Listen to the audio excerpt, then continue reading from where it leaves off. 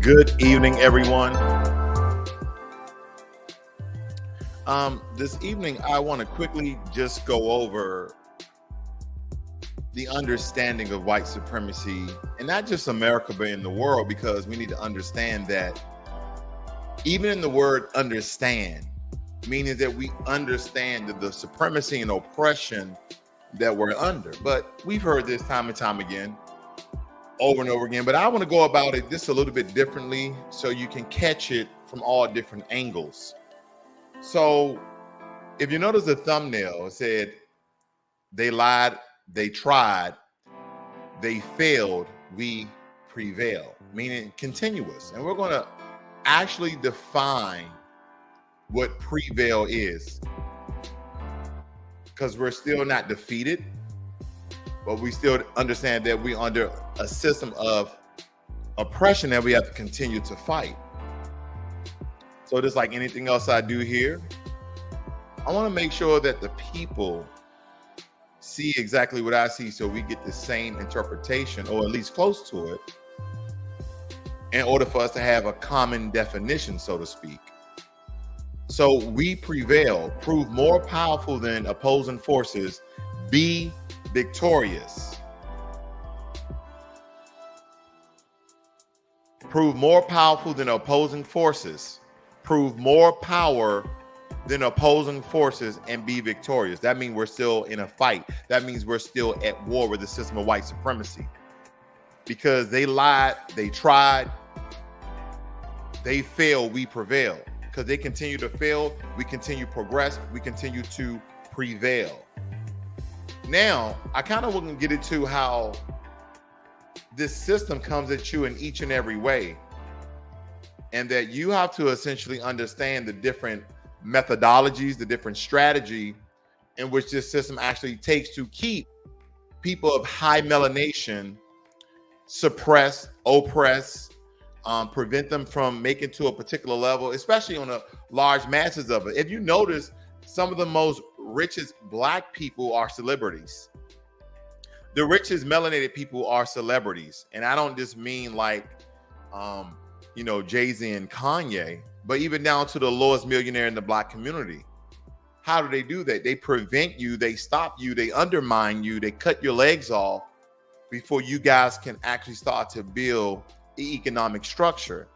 And that's important. And they knew that. They knew by cutting the legs, cutting the stem, pulling us from the root of our very economic history that we were building, especially back in 1919, the Red Summer, or the most famous one, 1921 with Tulsa, Oklahoma. We need to understand that they understood by crippling melanated people around the world that we wouldn't significantly make it. And then with this video clip I'm about to show you guys is very important, because this brother broke it down in a very cinematic way that I probably couldn't do myself. So I want to piggyback off of him, and this is fair use. Very good clip of how white supremacy attacks melanated people in all the different angles. A very short clip. Please watch it to the end. I want to give this brother credit. I believe this is Audelio Aulo. I think he's a Nigerian brother, but nonetheless, this was expert in his craftsmanship. And I just want to make sure that I give the brother credit. But with that being said, let's watch this really quick clip again. Give me 1 second, family. We're going to get there. We're going to get there together. All right, here we go. Did you know the wealthiest man to ever live was Black? Not as wealthy as Elon Musk and Warren Buffett. Then both of them combined. His name was Mansa Musa. He was a West African ruler. His net worth today would have been $400 billion, easy. Really? I kid you not. And did you know Rome was ruled by a Black emperor? Get a grip. You're telling me a Black guy ruled over Rome? And he was arguably one of the greatest Roman emperors to ever live. And his name was Lucius Septimius Severus. God damn. And that brother was North African. I find it a little hard to believe. I mean, the Romans were a superior race of people. I don't think they needed a Black guy to run it. See, at that time, race didn't exist. Well, let me guess. White people invented race. No. It was the Portuguese. They invented what we know as whiteness and blackness. A man by the name of Gomez de Zurara wrote a book commissioned by the King of Portugal in 1450 to demonize the people of Africa. Why would they do that? What good could come out of it? A trail of fucking wealth. The Portuguese faced resistance from the Europeans, who thought it was wrong to just capture and enslave people. So Gomez de Zurara's book painted Africans in such a negative light, it literally justified kidnapping and enslaving them. Race was a made-up term to just push capitalism and free labor. America was built on the lie of race and white superiority. It never existed. It was made up. What, so you're like a woke historian now? Think about it. If we knew the true history and achievements of people of color globally, and that race was a constructed lie to push capitalism, we could rewrite laws. We could reconstruct our entire government. Imagine what we could accomplish as a species. Mars? We could travel the fucking galaxies. We're not gonna have it. Jim, you're black, but I know what's right. He's woke. What did you say? I repeat, he's woke. Who the fuck you talking to? I love this part. You got the agents in a room, the imposters, the coons and sambos that sell us out. Jim, Reg, you know him? Don't worry. It'll all be over soon. I've seen him before. Reg, get him before it's too late. Regime, Jim Crow. I've been here before. Take a look at this pen. Fuck you.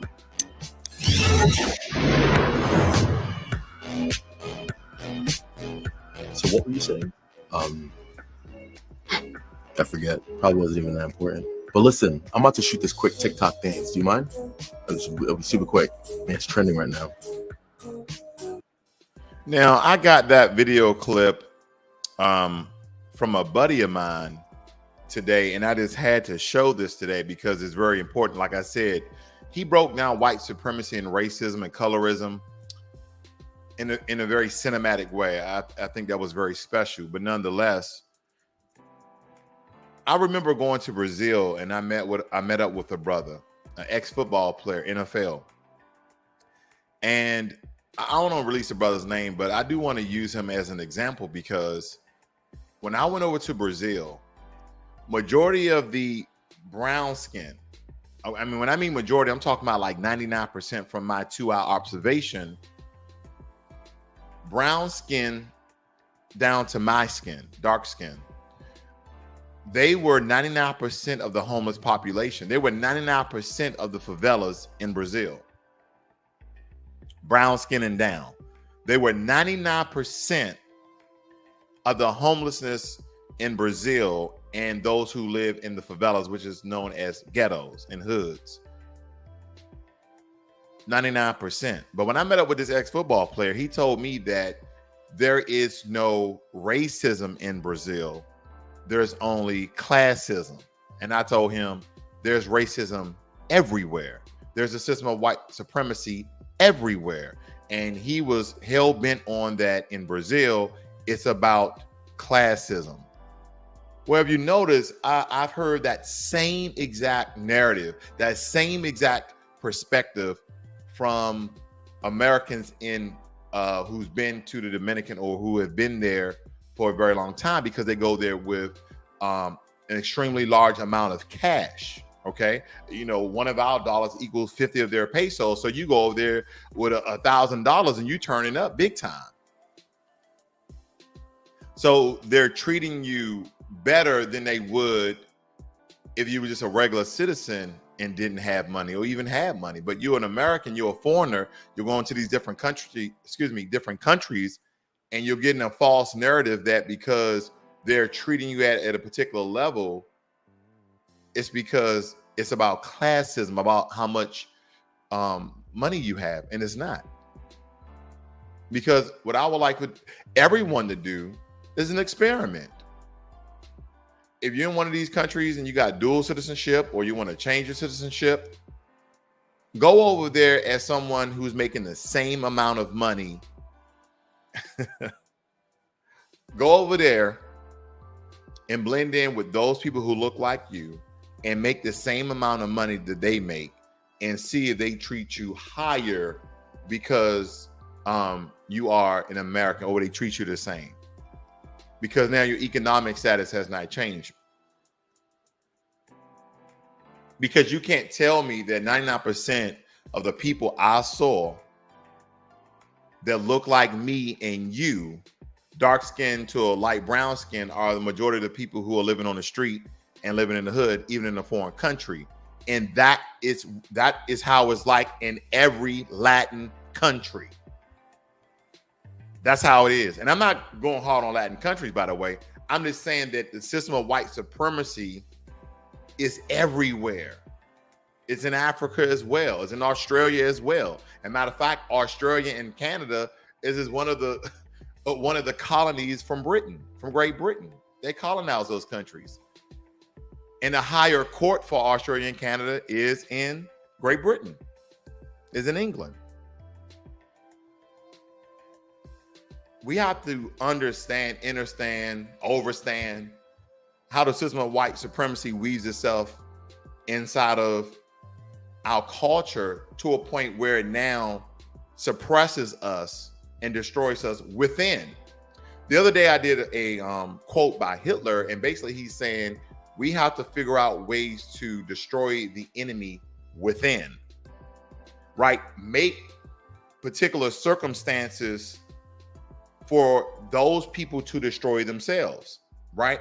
Like with the ghetto. Some people believe that Hitler came up with the ghetto because he named it, and that's pretty much stuck for the most part. Some people, America came up with the whole living people close together and see how they would destroy themselves sort of mentality. So it kind of goes back and forth, but nonetheless, we use ghetto.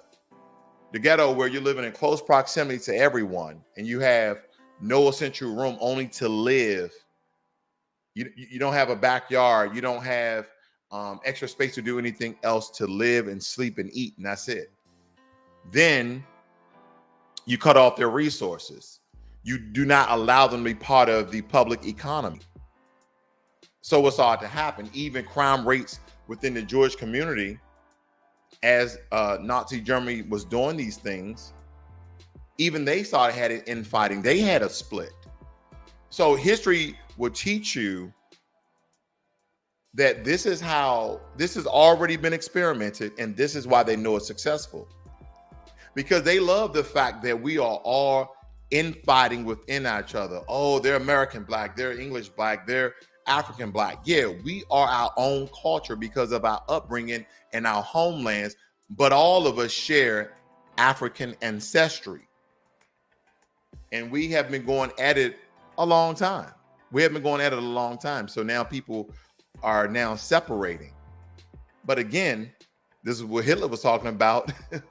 Have the enemy to destroy themselves within. But I'll tell you this, and all this infighting, all these different groups, there has to come to a part where either we break away from one another or we join together, because we understand that as Black Americans, we have joined with a lot of people, and it still hasn't helped us in our fight against the system of white supremacy. It has not helped it at all. But it's very easy to bring out somebody who has always been the face of white supremacy. You know, this whole Karen epidemic, right? They have Karens in news media and news broadcasting as well. And make no doubt about it, when white America does it, when they put their white supremacist faces on the screen, they make sure they are beautiful. So you see it coming from a beautiful face because it's pretty much soft on the eyes. We need to really pay attention, family. Fair use, fair use.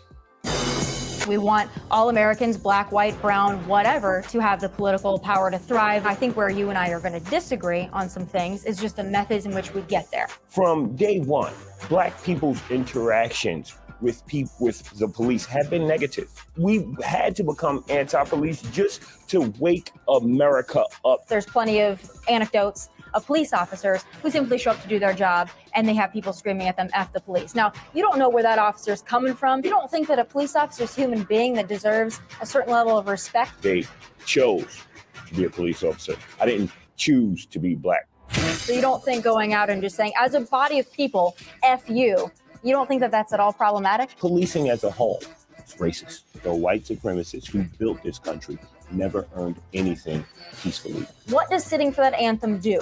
What results has that produced? If it were up to me, the flag would be waved upside down. because it's a signal of distress. I will kneel to the flag from now on until America gets it right. When we're talking about solving problems, the methods in which I've seen groups like Black Lives Matter advance their ills or societal grievances, when it turns into burning, looting in the streets, I don't see it being productive. So you guys are probably familiar with Tommy Lauren and her racist rhetoric all the time, but they always put a face, you know, that's easy on the eyes. I don't find her highly attractive, but nonetheless, she may be easy on the eyes for a lot of other men. But this is how they put a face on white supremacy to try to lead you in, so to speak. Good evening, Davey Crowder, and as well as Kay. Shalom as well. But do you even know how we are defined in America? Now, it's quite different than everyone else, so to speak. And there's a lot of racism and bigotry, even in the U.S. government to this day, as we know, but on paper as well. And I'm not just talking about the Constitution, okay? I'm not just talking about the Constitution. Let me not be rude. That is what we are enjoying today. I know a lot of you may be familiar with that.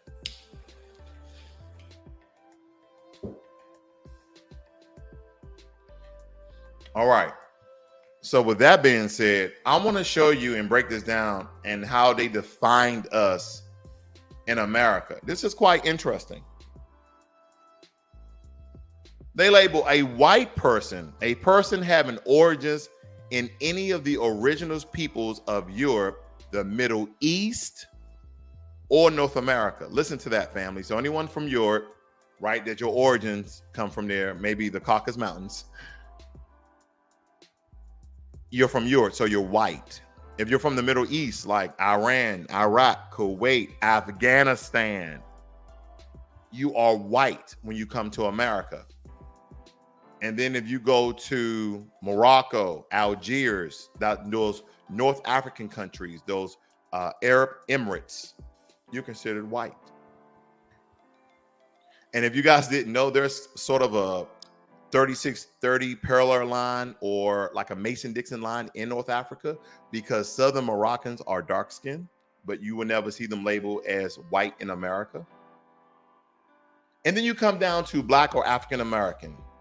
This is absolutely interesting. A person having origins in any of the Black racial groups of Africa. Okay, so why didn't they say a person having origins in any of the original peoples of white racial groups of Africa? Why didn't they say white here?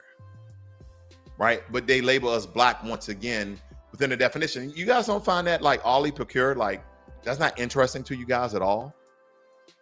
Because there's no Black racial groups in Africa, ladies and gentlemen. If you would ask any of the countrymen, you know, would it be South Africa, Uganda, Rwanda, Kenya, Somalia, Ethiopia, Nigeria, Ghana, Togo, Benin, all of these African countries, family, Namibia, the Gambia, Zimbabwe. Yeah, I know a lot of them. But here's the thing about it. If you would ask those brothers and sisters, they will probably tell you, what are you talking about, Black racial groups of Africa? Africans just started calling themselves Black. They wasn't calling themselves Black. They were calling themselves their fellow countrymen. In the system of white supremacy, that's who labels you. Now, I won't get into the historical references of before we were Black, we were this. That's kind of cool. That's going to get inside of so many other arguments. Dane Calloway argument about being American Indian and how we were labeled Nubian or Negro and colored. And that's a video for a whole nother day, family. But let's get back on this. It's very important. Then it says American Indian or Alaskan Native, a person having origins in any of the original peoples of North and South America, including Central America. So if you're one of the original peoples, and I don't know how you can essentially prove that, but and who maintains tribal affiliation, there it is, who maintains tribal affiliation or community attachment. And that's why a lot of people will understand that a lot of Black Americans' ancestors were American Indian. That's what a lot of people are calling them versus Native Americans, because supposedly there were Black people here even before the red Mongolian type Native Americans were here. But again, that's an argument for another day. But the reason for that, let me go back on that. The reason for that is because if Black people, quote unquote, African descended people were the first people on earth and we were the first explorers, especially Moors, then why do we believe that Red Mongolian Native Americans were here in America? And why not were any Black or African descended original peoples of that land, or Native American or American Indian, whatever you want to call it? Why is that? That's because in the system of white supremacy, they tell you and you listen. That's right. I'm white and I say so. But if you notice, they don't use any color. There's no color. They don't even relabel them within the definition like us, like black and black, and no white and white here, American Indian. You'll see none of that. They just say tribal affiliation, original peoples. Okay. They didn't say native. They just said people, origins, and in these lands. People, origins, and in these lands with the white people, right? And also with the Native Hawaiians. A person having origins in any of the people of Hawaii, Guam, Samoa, or other Pacific islands. Again, they don't relabel them within the definition. They don't call them yellow people. You don't even hear them call, Hispanic is not being a race, essentially. Can I break that down very quickly? It's very simple. The reason why Hispanics are not a race is because they fall in so many ethnic groups. And that is by the way of the Spanish polluting and plundering and raping and killing and genociding all over Latin America. That's why. So in Latin America, you have people whiter than white, that Hispanic, and blacker than black, than Hispanic. So they have no true race. You guys didn't know that? That Hispanics fall in all these different ethnic groups, and that is why they're not considered a race, because they have no true race. Because they're either Portuguese or Spanish within their bloodline from Europe, mixed in with the original people of that land. Anytime you speak to a Mexican, they will tell you that they are maybe Aztecian and Spanish, okay? And you have all these different quote unquote Native American tribes mixed in throughout North, South, and Central America. So Hispanics is not no particular race.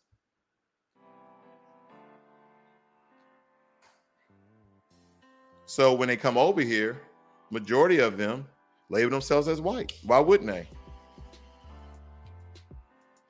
Let me show you one more thing. Very, very easy.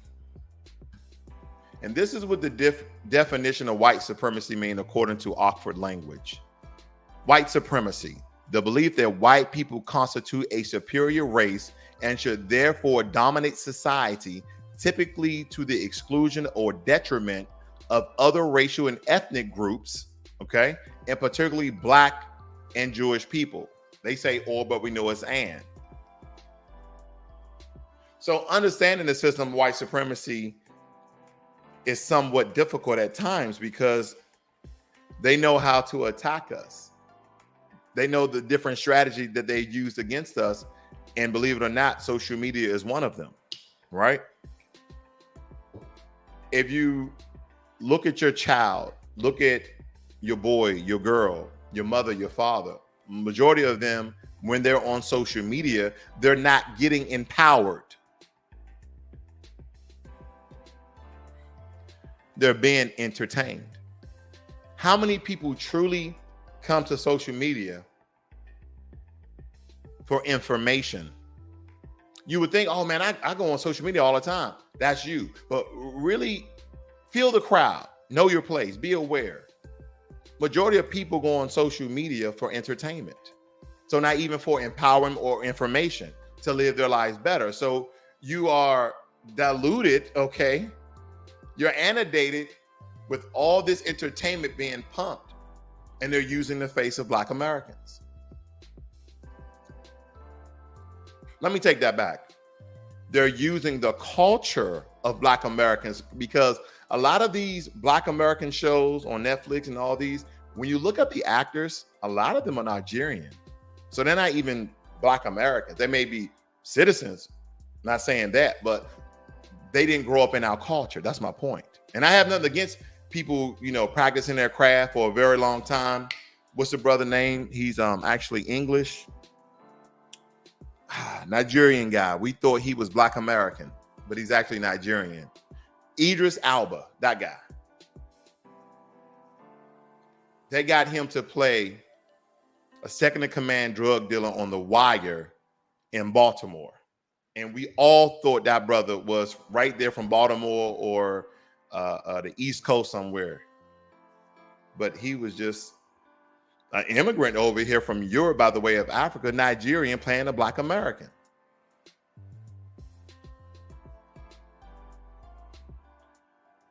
And this is what Hitler was talking about. Hitler was talking about destroying a people from within.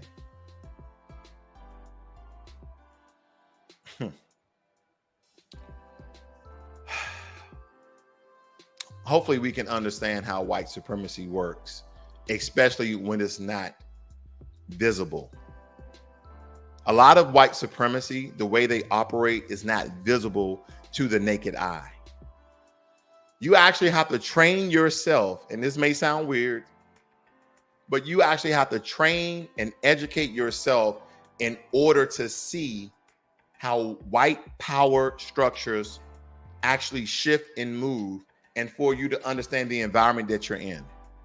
It's kind of like, you know what I'm saying, you got street smarts because you grew up in the streets, you grew up in the hood. That's the same way with really having a historical and present day knowledge and understanding of how white supremacy operates, how it executes certain things, how it uses the people that look like you and I, either from here or from across the pond.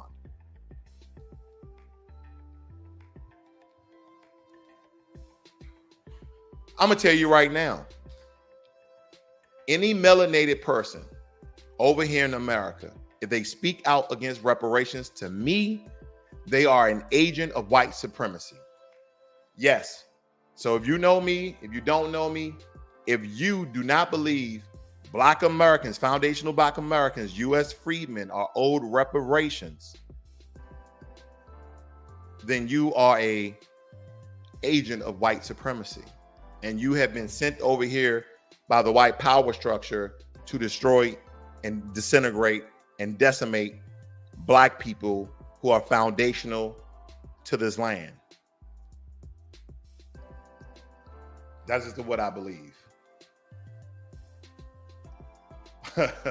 That good guy said Idris Elba used to sell weed to Dave Chappelle. Yes, Kane, North Africa under white, absolutely. If I go look up pictures from Algeria, which is North Africa, they're going to show you white people. Just do a quick Google search.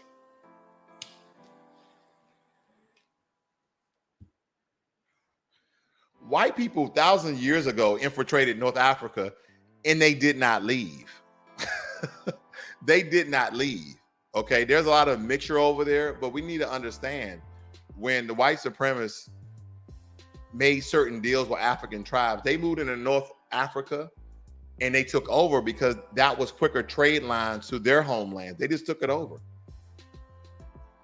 Say, you guys got the rest of the continent. Can we at least have this up here?